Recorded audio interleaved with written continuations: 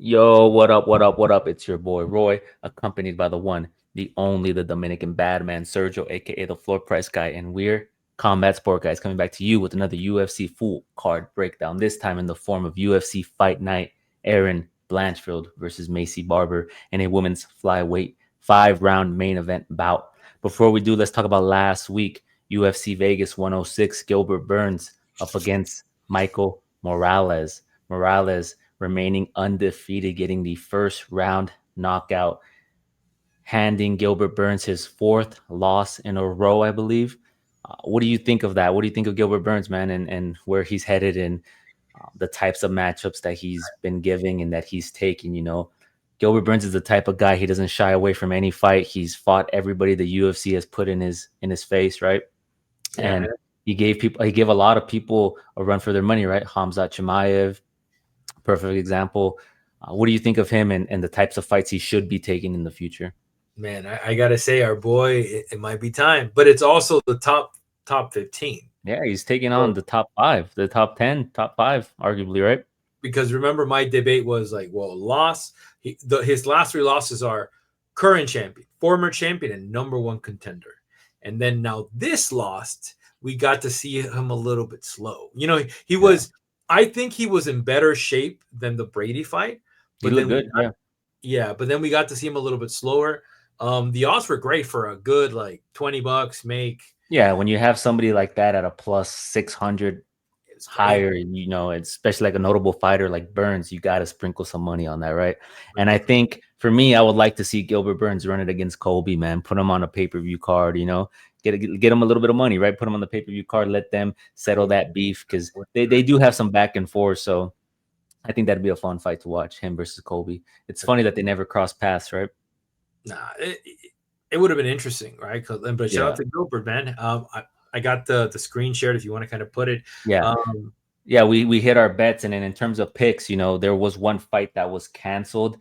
Paul Craig up against Rodolfo Bellato was canceled due to illness last notice. I think he had like mad herpes or something like that, and we were left with 11 bouts.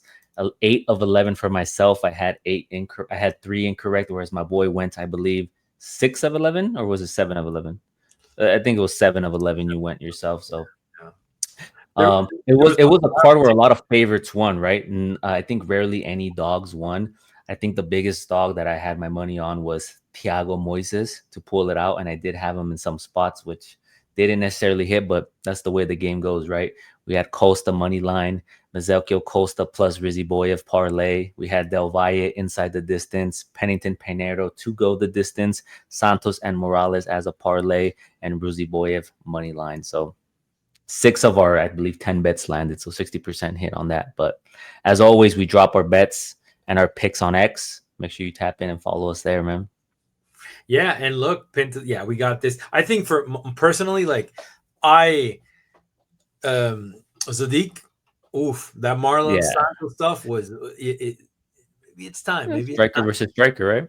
Yeah, maybe it's time. Marlon redeemed himself from his last performance, which he was gifted a Yeah. win. But I think my biggest one was Costa. I saw Costa, and Good fight. I put money on minus 240. But then as the fight got closer, it was a minus 140. So they kind of like, The odds closed in a little bit, yeah, right? Because the fight was back and forth. It was a good it fight between was. them. It was very close. And even Ruzibov, like Ruzibov versus Dustin, was a very intriguing fight because, like, if you don't watch, like, if you watch it in parts and don't watch it Hmm. entirely, I did have Dustin kind of winning a little bit. But then like I said, like I was out, and when I watched the whole fight again, I'm like, no, no, no, no. Ruzibov would kind of counter, come back, Yeah. take him down, like hold. That was also very kind of close. Like it wasn't close, but I expected I'm expecting now Ruzibov to have a little bit more confidence. So we'll see who he's up against next. Yeah. Um, Pennington and Pereira. I mean, you called that one. I mean, we know a lot of people say Pennington was gifted. You Nah, she's good, man. I like want her it. You want it. movement. You want it. Yeah, and that's basically it, champ. I mean, look, we had a good card. I'll be honest with you. Like, um, I only put money on like Gilbert Burns and Sadiq, and it was even like play money, like $20, $50. Hmm. The big boys were Costa and Ruzibov, and even like a parlay with a money line with Costa. I think that was the money for me. So it Yeah. was very good. Right on. Well, there you have it. That's our recap from last week. We'll get into this week's card. UFC Aaron Blanchfield taking on Macy Barber, number 5 up against number 6, I believe. Do I have these numbers right? Number 3. Oh, I am so sorry. Number No, 3 sorry. against. 5 versus. Let me check the rankings because Yes, they're actually closer, right? I want to make sure I think that. it's closer. Yeah, I think it's 4 and 5, not 5 and 6. Yeah, let me see. Let me check right now. So we have number 5 number 4 versus number 5. Okay, there we have it. We'll break down this card from the bottom up to the top. There are timestamps below if you want to fast forward, if you don't want to hear us yap through a specific fight. But we'll go on to the first fight of the night. As of right now, we have Rayan Dos Santos taking on Alice Ardelean. Both females are 0-2 in the UFC, looking for their first win in the promotion. You have Dos Santos, who is 14-8-0, and she's 3-5 in her last 5 bouts, last losing to Pooja Tomar via split decision, where a lot of people feel she might have won that fight. Then you have Alice Ardelean, who is 9-7-0 and is 3-5 in their last 5 bouts, last losing to Melissa Martinez via unanimous decision, where, if you remember in that fight, she got that leg kick to the body where she looked like if the ref didn't intervene and stop the fight, she was on her way to getting knocked out, right? The fight went to unanimous decision and she lost.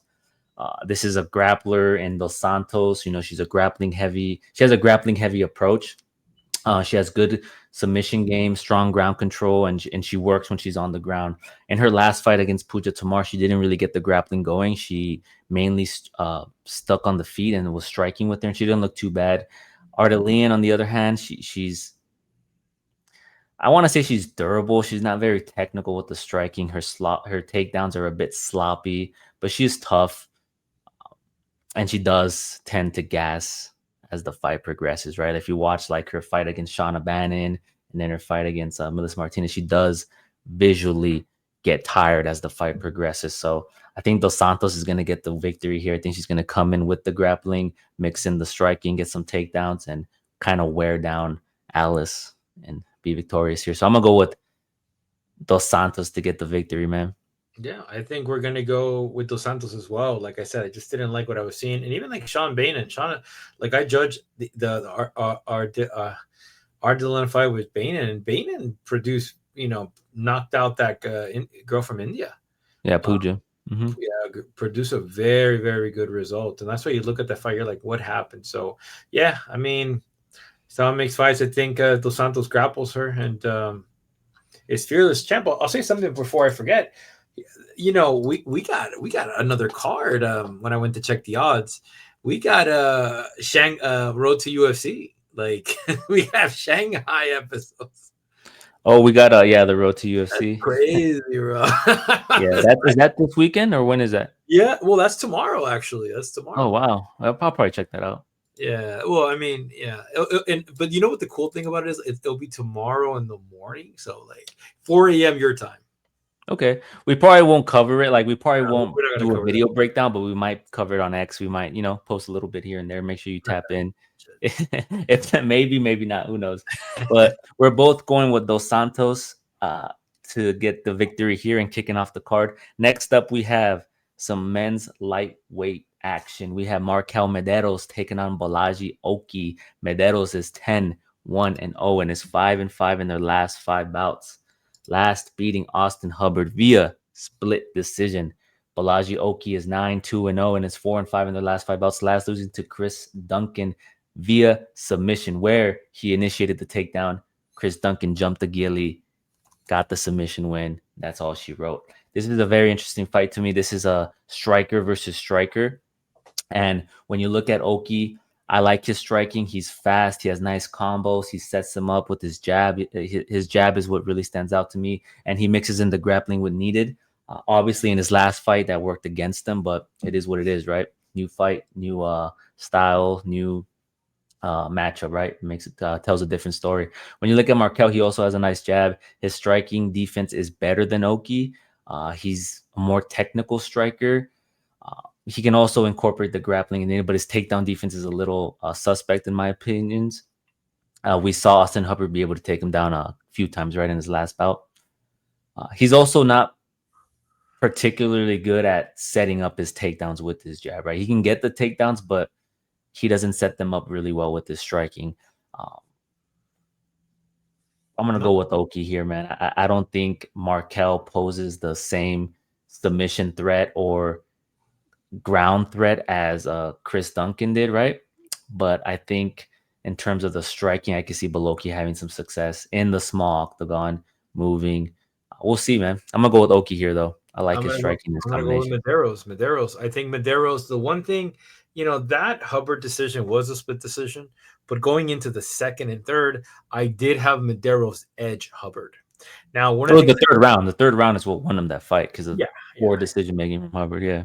yeah, well, exactly. Like, and then you got some people that say, "Oh, well, this not." I just like how he kind of controlled Hubbard, and Hubbard is known for his grappling. Mm-hmm. So with Oki, I see the deficiencies of the takedown, and the Duncan fight was very transparent for me. Now, here's the thing about it: like, if my boy goes into, my boy he can throw kicks, but he can't exchange boxing to boxing. Oki's gonna look and Oki's just a little bit too stiff. Like Oki Duncan, also has the reach advantage, so I could see him setting up his jab from reach and kind of picking him apart from the outside, right? In a small octagon, not getting gassed. So we'll see. It's gonna be a good bout between two strikers. We're gonna see that their game plans play out. But I think Oki can do enough, man. But yeah, if you're on the side of Mederos, I'm not mad at it, man. Undefeated fighter, but how has that played out in the UFC so far, man? dog money. Not He's even, a it's dog, not even, yeah. it's Dog not money. even that much. Oh yeah, it's not even that much. You're literally taking a gamble and saying like, Yeah, and we have a week in between these fights, so I predict that the odds are going to change for a lot of these fights. I could see this one being I could see this one flipping or being even towards the fight, right? let's go. Yeah, next up we have Jordan Leavitt taking on Kurt Holobaugh. Leavitt is 11-3-0 and is 3-5 in their last 5 bouts, last losing to Chase Hooper via submission. Holobaugh is 21-9-0 and is 3-5 in their last 5 bouts, last losing to Alexander Hernandez via unanimous decision. Leavitt, when you look at him and his fighting style, he's a good grappler. The main issue with him and some of the critiques that I have is he doesn't necessarily set up his takedowns, meaning he doesn't set them up with his striking, right? He doesn't have the takedown ability. He's good on the ground and the grappling and his wrestling and his scrambling, but he doesn't really initiate the takedowns or get fights to the ground. Whereas Holobaugh, he's a tough guy. He has good striking. His wrestling is okay, but his takedown defense isn't the best. So I don't know if Leavitt's gonna have the success, but a grappler versus a tough guy, I'm gonna go with Leavitt, man. I think Leavitt can get it done here. Yeah, and we are really banking on the what do you call it on the grappling of this guy, right? Mm-hmm. I don't think he's better than Hernandez. I think Hernandez didn't really commit to taking him right away. He started playing with a little bit of fire. Yeah, I'm gonna go with Leavitt. If Leavitt goes in not being a striker, trying to take him down, set up your punch, take him down. The smaller octagon too. I could see him having success, like clenching, putting him up against the fence, and then dragging him to the ground, right? Kind of like that sloppy-esque takedown, but I could see him doing that. Yeah. So I'm gonna go with Leavitt. And we're both going with Leavitt here. Next up, we have Oban Elliot taking on Ramis Brach. What's up? The twerking king, baby. Who? Oh, Leavitt. Leavitt's a twerker, bro. Leavitt. We have Oban Elliot taking on Ramis Brahimaj. Elliot's a minus 480 favorite. I agree with it, kind of. I agree with it, yeah. The odds are wide, though, man, due to it's extremely wide right now. Elliot is the better striker. He has good takedown defense at 75%. And I think his takedown defense should hold up here. You essentially have two grapplers going at it, right? They're both dangerous on the ground. And I think this fight really hinges on Elliot's ability to stuff the takedowns from Brahimaj. And I think he's going to be able to initiate grappling of his own. His cardio is good. It's the better of the two. And it should hold up as the fight progresses. I'm going to go with Oban Elliot. He's also showed power behind his hands, man. Like he got the the KO last time out up against Vasil Hafez. So his striking, you have a guy who isn't that good at striking. He's probably the better striker of the two, and they're both grapplers. So I'm gonna go with Elliot here to get it done. I'm gonna go with Elliot too. Them heavy hands. Chiasson is cornering the man now. Um, That's Guru's boy, bro. Your boy Guru. Guru. I don't know about that, but yeah, I'm trying to figure out how Ramiz could get it kind of done. Like this is very interesting. I do look for this man to be on full display next week. He's gonna and let me check out the odds to see if they kind of put a little bit higher up. And like again, he's rose into a -700 now. My only issue with this fight is like, why is this fight in the prelims? Like, what are we doing, bro? Like, what are we? Yeah, I could see this fight. Like, I gotta see once the props drop. I could see Elliot getting a inside of the decision victory here. I'll look at those odds. -700, -700 right now. Already, currently, damn. Yeah, we'll see what the books have them at, because the books are different than what you use, right? You use Bulldog. Yeah. All right, we're both going with Elliot to get it done here. I'm pretty confident he gets the victory. We'll move on to some women action. We have a bantamweight bout between Ketlin Viera and vs.Chiasson.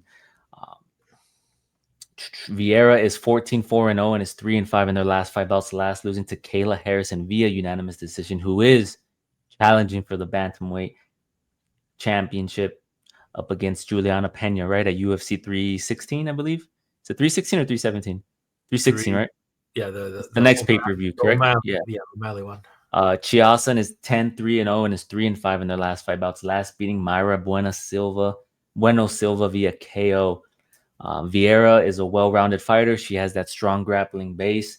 She's known for her Brazilian jiu-jitsu. She has a black belt in it. She has good submission skills. She's well-rounded, as I mentioned. She's going up against Chiasson, who, she's a versatile fighter who has good striking, nice technique behind her strikes. And I think in this fight, she has the size and the reach advantage. And I think for Viera to have success, she's going to have to close the distance and not allow Macy to get it going from range, right? Because if you're in that small octagon and Macy's able to pick you apart from the range and then kind of, get in the groove and get it going, then she's going to have success. But I think Viera is going to be able to close the distance, get some key takedowns, and kind of control her and drag this fight out. I'm going to go with Viera to pull it out here. I'm going to go with Viera too. Like, I just feel that the more credible fights have gone to Viera. I don't like the Macy is a little bit, I don't know my book. I mean, things to look at, right? Like, yeah, like Viera, she made Harrison look human, right? Like she, what I mean by that is that she like got the striking going a bit, right? And she cut her up. She gave her a notable cut on her forehead, right? Which had her bleeding pretty badly. So, and then that was a bad matchup for her, right? Because you have Harrison with the judo background, right? Olympian. Yeah, it's sad we didn't put money on what do you call it? In the distance, sorry, outside of the decision, because like the odds were clearly saying that Harrison was going to go in there and maul the shit out of her. Yeah, and we flaked on that one, but it's okay, it's fine. I'm going with Viera.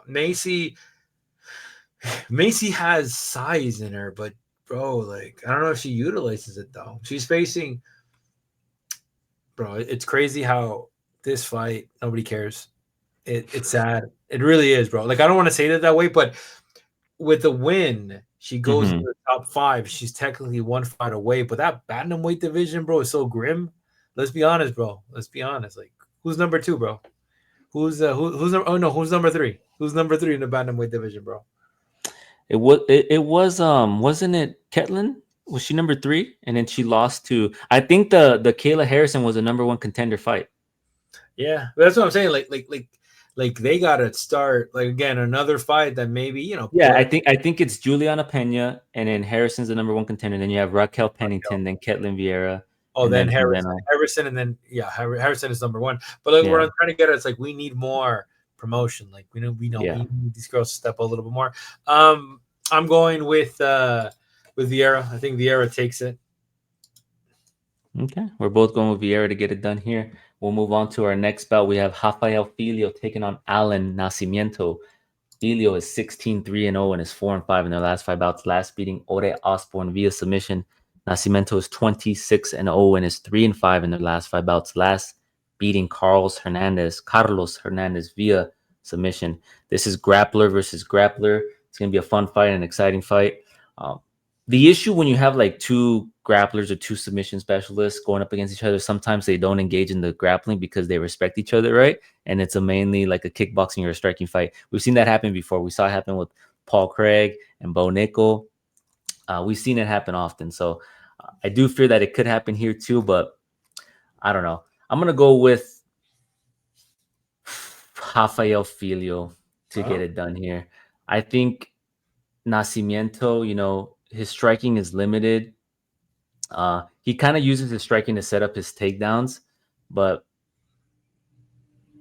I don't know, man. I think Filio just is a bit, I don't want to say longer, but he's going to be the bigger of the two, right? And I think when you go to the ground and you're facing against somebody bigger, they're not just bigger on the feet, they're also bigger on the ground. It's going to be a little difficult for Allen to get it going. Yeah, I'm gonna start with Nascimento. I think Nascimento could get it done. Interesting rival gyms, the shooter box versus the number meow. I think it's a good fight. It really is a toss up. Let me check out what are the odds have. Let me check. Yeah, like Nascimento has pulled away at a minus 172. So what's interesting about this fight though, and I'm probably not gonna go the money line. Like I'm looking at some of the stats here, and Filio, his average fight time is within 2 rounds, right? He finishes fights pretty early. Yeah. And you look at Nascimento, his fights kind of go the distance. If he doesn't get the finish in the 3rd round, it kind of goes to a decision. So I want to see, does this fight go to, I want to see what the odds are going to look like if it's over the 2.5, under the 2.5, right? If it's a little juiced, might be good to kind of put some money on it, right? Or like the ones you like, finishing by Filho or decision by Nascimento. You get those odds for a while. Yeah, exactly. Or inside the distance, decisional action too, right? If you don't want to worry about that, so that's probably something I'm going to explore here. Next up, we have Zachary Reese taking on Dusko Todorovic. Reese is 8-2-0 and is 3-5 in their last 5 bouts. Last losing to Azamat Bekoyev via KO. Now, what a fucking beast that man is, Bekoyev, right? We saw him take out, who was it? Ryan Loder in his last bout. Yeah, he's a threat at middleweight, and we'll see what he does. Todorovic is 12-5-0 and is 2-5 in their last 5 bouts. Last losing to Mansour Abdul Malik via KO. You look at Todorovic, he can strike. He has good technique and he can also grapple. He has a Brazilian Jiu-Jitsu background. The main concern with him is his vulnerability with his chin, right? He kind of has like a glass chin. He has been knocked out. Strikes have been able to find his chin and put him away. He's 1-3 in his last, he's 3-5. Well, 1-3 in his last 3. You look at Reese, he has power. He's kind of reckless, and his issue with being reckless is that it often cost him, right? We saw it against Bekoyev. He got caught. He was reckless, and then he went to the ground. I think he pulled guard, and then the ground and pound just took him out. I think Reese is going to be able to find the chin here, though, man, and get back in the W column. I am kind of concerned that his turnaround's a little quick. I think that fight against Bekoyev was in January, right? I think it was at UFC 311. It's been 3 months ago, right? Was it 311? Bekoyev's the guy that exploded on the scene? Bekoyev's the guy that came in on short notice and knocked him out. And then he fought I want to say 3 cards. Yeah, Ryan Loder. Yeah, he's on X right now. He's on X right now, trying to gain a following. And I don't know if you've been seeing his tweets. I get him all the time. Bro. Yeah, he's trying to push. It's working out for him. Yeah, that's crazy. He took that fight. Yeah, but prior to that Bekoyev loss, he was finishing people in the first round. Like if you look at Zachary Reese, go to his W's, he had, I think it was submit. Oh no, that was the first decision. But before that, first round KO submission in the contender series. So yeah, I think he can get it done here, man. I think he can get a W and get back in the win column. I'm gonna go with Reese too. I just hope he doesn't get that wild because my boy loves to get wild in there. He loves. Well, one of the things we always talk about and that we always debate here is how a fighter looks after getting KO'd, right? Are they going to be gun shy? Are they going to be hesitant? What game plan or how's their approach to the fight? We talked about it with your boy Mike Malott right after losing to Neil Magny, how he looked against Trevin Giles, right? We really said he was gun shy, and he came back against fucking um, Chuck Buffalo and fucking knocked him out. So we'll see how he looks, man. We'll see how he looks. I know what you mean, but yeah, we're going with Reese. I just didn't like. I mean, fuck. Let's see what Dusko could do, man. Let's see. I don't like the couple losses. The Jordan Wright didn't really age very well. Like Jordan Wright, I no longer in the UFC. Um, yeah, Yeah, we'll see. We'll see. We're both going with Zachary Reese to get back in the win column. Next up, we have some light heavyweight action. Dustin Jacoby taking on Bruno Lopes. Jacoby is 29-1 and is 2-5 in their last 5 bouts. Last beating Vitor Petorino via KO, where I think you had Jacoby in that fight, right? I was on the side of Vitor Petorino. You were victorious. Also in the net, and Lopes is 14-1-0 and is 4-5 in their last 5 bouts. Last beating Magomed Gadzhiev via unanimous decision, where I had Gadzhiev and you had Lopes. So both these guys, you picked them in their last fights. I'm going to be intrigued to see who you go with here and what your breakdown is. What do you got, man? I like Jacoby, bro. I ain't gonna lie to you, my boy. I do like Jacoby. Wow, it's crazy. I'm blacking out when it comes to Bruno Lopes. Actually, I'm blacking out. I think it was on the, if I'm not mistaken, go to his last win. I want to say, how long ago was it? Yeah, I want to say that it was on the Amanda Ribas and Mackenzie Dern card. Oh, I think it was that card. and also he beat an undefeated guy too, right? Like, Yeah. Um, I like Jacoby, man. I think there's a little bit more experience with Jacoby. Jacoby's just very, very inconsistent. He was the underdog too in that fight. He was at a plus 185. I think you had him. You had the money line on him. Yeah, man. I bro, like it was like, what was it? Like a minus, like a plus 500. Like, yeah, and we were all banking on the fact that this guy was gonna come in, strike him, take him down, and my man didn't get any takedowns on Lopes. nah, His takedown defense held up not well. that, bro, but he knocked him out though. Like, sorry, Jacoby is like, you know what it was? My man got a little bit lazy. Hook, same thing. Yeah. So you're gonna go with Jacoby here, right? I think Jacoby, like he's a good technical striker. He has that kickboxing background. He fights well at range, utilizing his jabs and his kicks. But Lopes, he's a well-rounded fighter. He primarily focuses on the grappling and cage control, often utilizing his clinch work and takedowns to dominate his opposition. His striking, it's lesser of the two. I think Jacoby is the better striker. He's kind of slow, Lopes, on the feet, and his defense isn't the best. I think being in the apex, the smaller octagon, I think Lopes is gonna have success. Not letting Jacoby fight at range, putting him up against the fence, taking him down, securing some takedowns. I'm gonna go with Lopes here, man. He's the underdog again at a plus 125. I just like Jacoby. Jacoby, I think, has the mobility. Jacoby's good, man. Jacoby, like when the thing in Jacoby is his chin at times. Let me see something real quick. Jacoby Dominic Reyes KO'd him. Alonzo Manifield, unanimous decision. When was this? This was in 2024. Kennedy and Zichuku. Okay, I see that. Azamat. Let's see, Bruno. This is his second fight. Yeah, I think Bruno gets it done, man. Yeah, we're gonna go now. Yeah, I mean, let me check the odds. Actually, sorry, Bruno's the underdog, plus 125. 175. Yeah, it was closer. Yeah. All right, so we are on opposing ends here. You're gonna stick with the striking ability of Jacoby, whereas I'm gonna go with the grappling and clinch work of Lopes. Right? We'll see what happens. Yes, sir. Next up, we have Billy Ray Goff taking on Siok. Apologies to my my Asian brethren, if I mispronounce this name, Sequoition Ko. Sequoition Ko. We're gonna call him KO. That's a dope nickname, KO. Um, what's his nickname? The Korean Tyson, bro. You got a nickname like that, bro? What are we doing? you you better have pure knockouts on your record. Um, yeah, we got the Korean Tyson taking on Billy Ray Goff.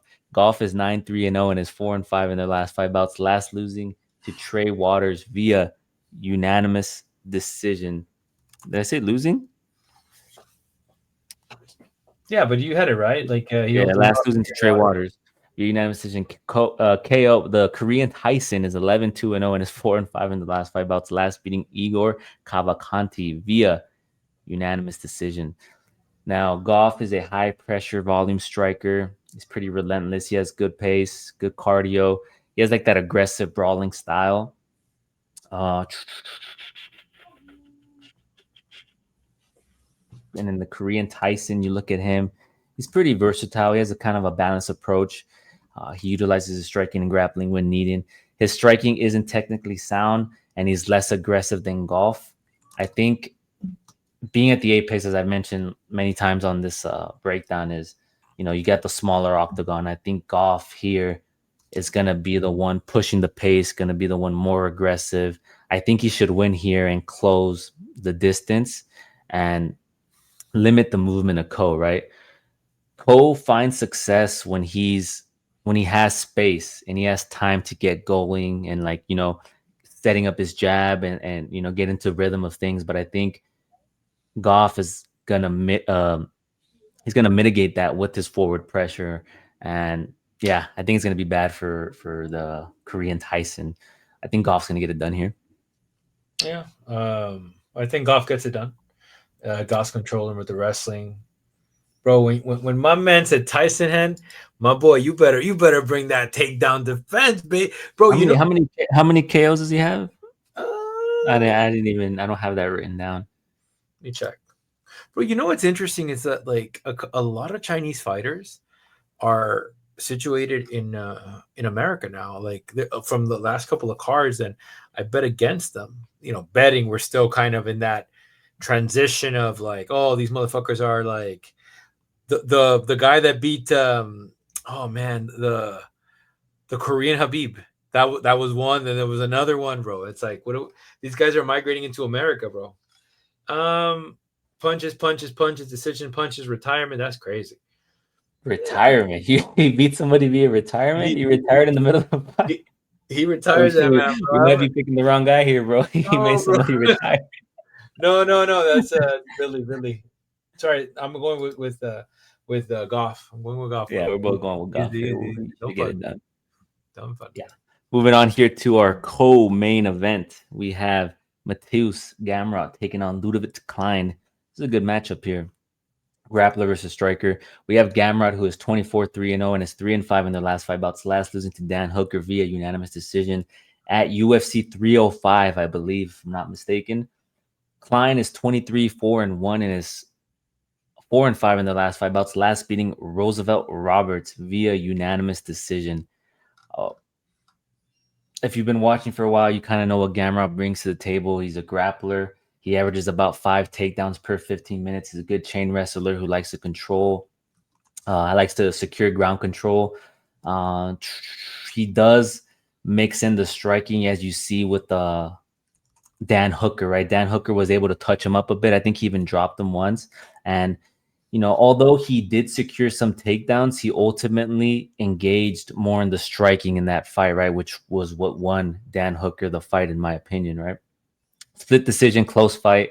But if you remember around that time, there was rumors going around. Like we even talked about it on here. If you look at that breakdown, Dana White sent out a memo to the boys like, listen, we're not tolerating pure wrestlers. We want to see you guys mix it up. This is MMA. That's what you're saying that, my guy. That's crazy.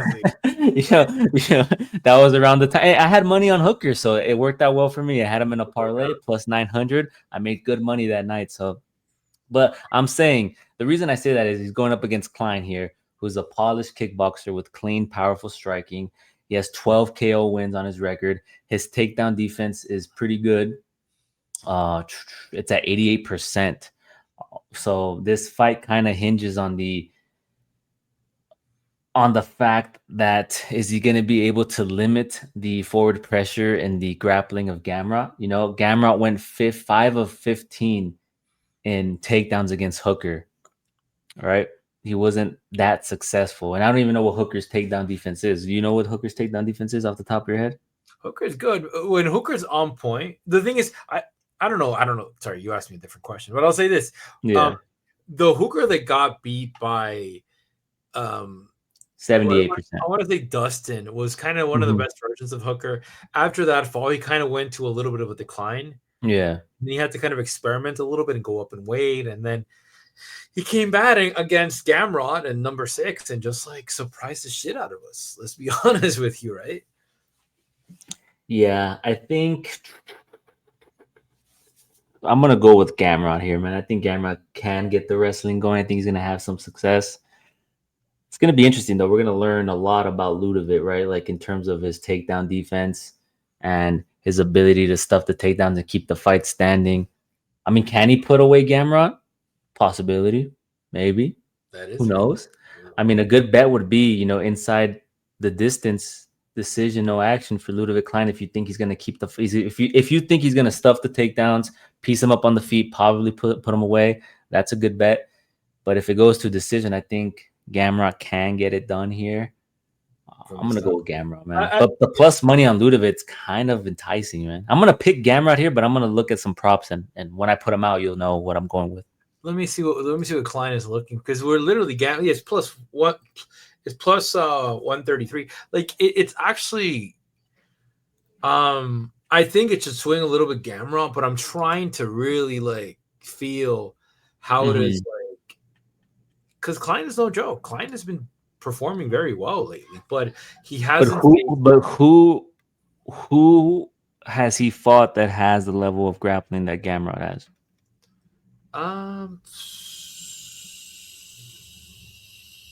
We could say Thiago, but Thiago and Gamrot are different levels. He's more of a BJJ guy, yeah. Gamrot is a little bit more.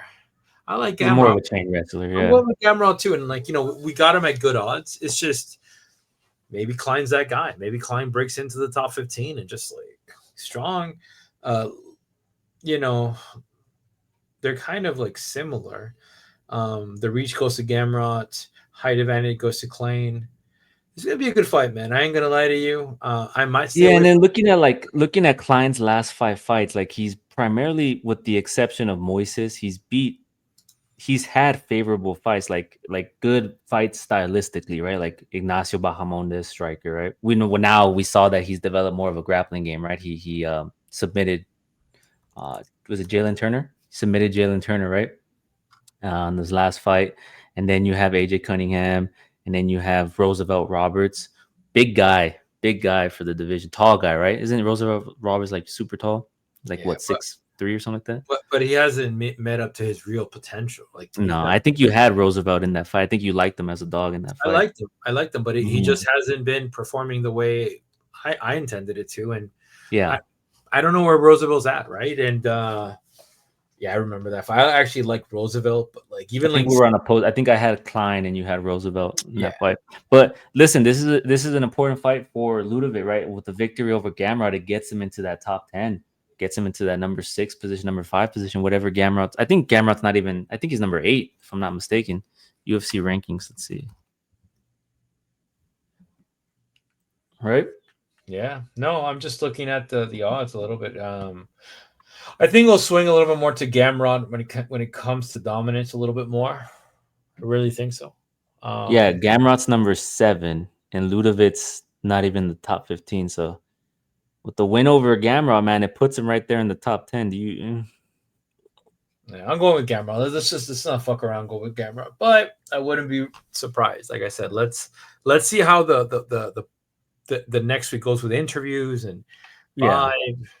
You got to see how they look up on the face-off too. It's funny because I don't know how much validity it has, but a lot of fighters on X, or there's been posts on X that a lot of fighters have turned down matchups with Gamrot, right? Yeah. I think what's his name, Benoit Saint Denis. He turned down a fight against Gamrot, apparently, right? Gamrot called him out on it, if I'm not mistaken. And then you have, I believe, I don't know, I think Hoofy. I think didn't Hoofy call him out or something like that? Yeah, Somebody called him out. Yeah, so I don't know, man. Gonna be an interesting fight. We're gonna learn a lot about Ludovic and his ability to stuff those takedowns, keep the fight standing, maybe put out Gamrot, but I think Gamrot can get the wrestling and be victorious here, man. Decision win. Let's go Gamrot, baby. Gamrot, baby. Next up, we have Aaron Blanchfield taking on Macy Barber. This is the what are their exact rankings? Let's see, because I know we were talking about this earlier, right? Yeah. Number 4 versus number 5. That's really what it is. Number 4 versus number 5. Yeah, we have no. What the hell? I'm in the wrong division. My bad. No, you're good. We have, number 4 and number 5. We have Aaron Blanchfield, who's number 4, up against Macy Barber, who's number 5. Blanchfield is 13-2-0 and is 4-5 in their last 5 bouts, last beating Rose Namajunas via unanimous decision. Where was she the underdog in that fight? Can you double check? Because I think a lot of people were on the side of Rose, right? Aaron was the favorite, and then after the first 2 rounds, it was swayed to Rose. But then you know what happened? By round 5. I think okay, so that's where I'm getting mistaken because I think we hit a live bet, right? When she hit plus money. Like she was like a plus, I think 200 or something, right? Yeah. And we put money on her, and then she kind of picked it up in the later rounds because Rose was getting the striking going. You good? Yeah, let's go. I was looking. My man got startled. Macy Barber is 14-2-0 and is 5-5 in their last 5 bouts. Last beating Caitlin Serminara via unanimous decision. When you look at this fight, you see Blanchfield. She's a grappler at heart, right? She has good ground control, good submission skills.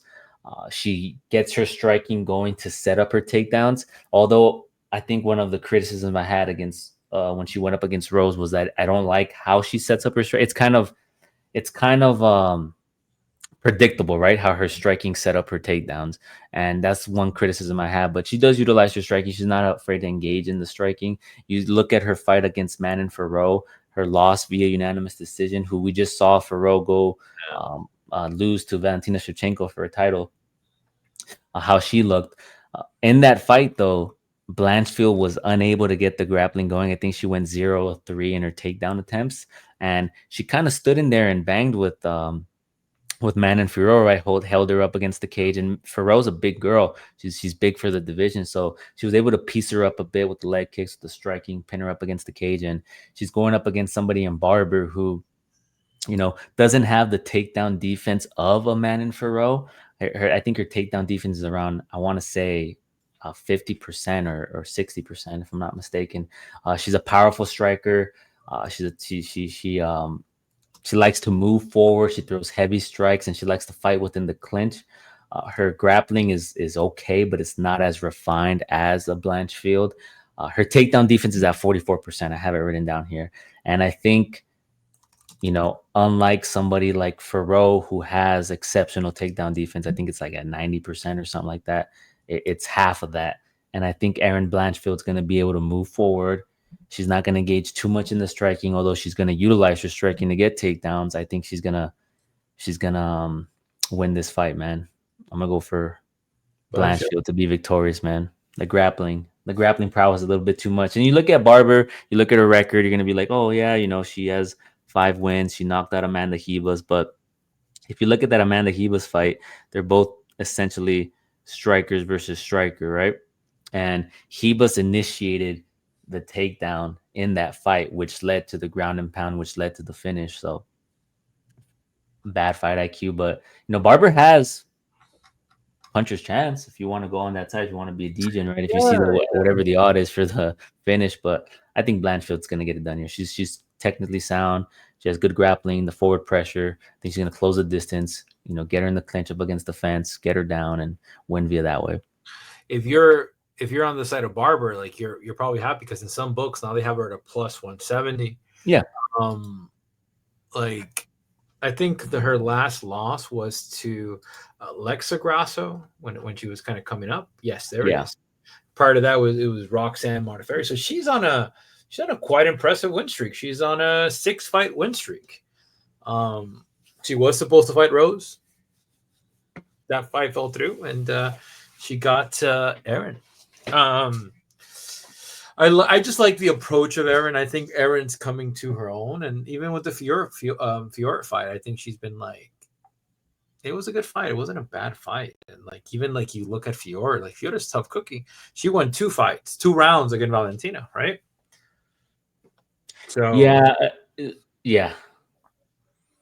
She won 2 rounds against Valentina, right? I remember Valentina won that fight via unanimous decision, if I'm not mistaken. And I remember before the fight ended, Daniel Cormier was like, "This is going to be a split decision. If this isn't a split decision, I'm gonna be shocked." And sure enough, unanimous decision went for Valentina. But it could have been a decision. You know what it is? It's just the wrestling, the control. But yeah, I'm gonna go with Erin. I think Erin takes it. Erin. Erin's gonna surprise. I think she surprises us with the takedowns, with the striking. I think about Macy because when she came out, she was, "I'm gonna be the youngest UFC champion." It's been a couple years since then. I think it was actually in the pandemic. I think I got to see Macy fight when Connor Fossaroni. That was her. She fought a Roxanne Modafferi, and back then she was an alpha male. I know she's now gravitated towards another gym. What am I trying to say is, are we about to get the next? Does she break into that top 3, right? And I think this fight, depending on who wins and who loses, sets a lot in motion for the division, right? Because there has been talks about Valentina Shevchenko facing off against Zhang Weili, in a super fight, right? One of them wants to go. They both want to go for a champ status. And then what does that do for the division, right? I think the loser of this fight goes up against Alexa Grasso. And I think the winner of this fight goes against Manon Fiorot. I think that's the way it's going to play out. That's so great. Do you see them doing Blanchfield and Fiorot again?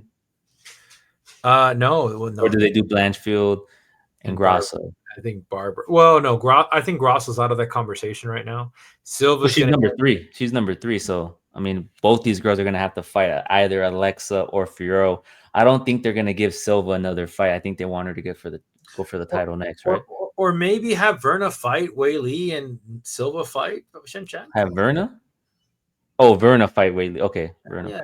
Maybe we got to chill the fuck out with like the double champ status stuff. Like, well, they're not doing double champ anymore. I think Dana White's kind of annoyed of people holding up divisions. So it's weird, man, because you have Islam Makhachev tweeting out that I will never vacate, and then sure enough, the next day, Dana White, Islam Makhachev has vacated his life. but that was contingent upon he's going to get the. I don't know, man. He even said, "I will never give up. Depending on what happens with this fight, I'll move up, but I'm not vacating." He said that, bro. He said that. We'll see. It wasn't contingent. He said, depending on how this fight goes, if Bilal loses, I'll move up. I will not vacate my title. That's crazy. That's what he said. But I think this literally has to do with people holding up divisions, man. And that's why they told them if JDM cannot he cannot defend the belt, we're going to strip you, and then we're going to put the next person in line. And it's just like, how do you have Islam relinquish the belt and then have Islam fight for an interim belt?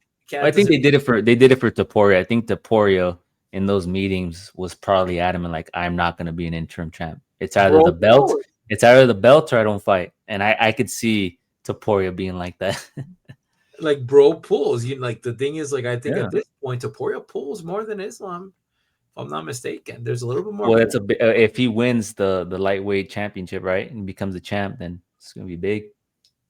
It'll be bigger fight. They're both champs.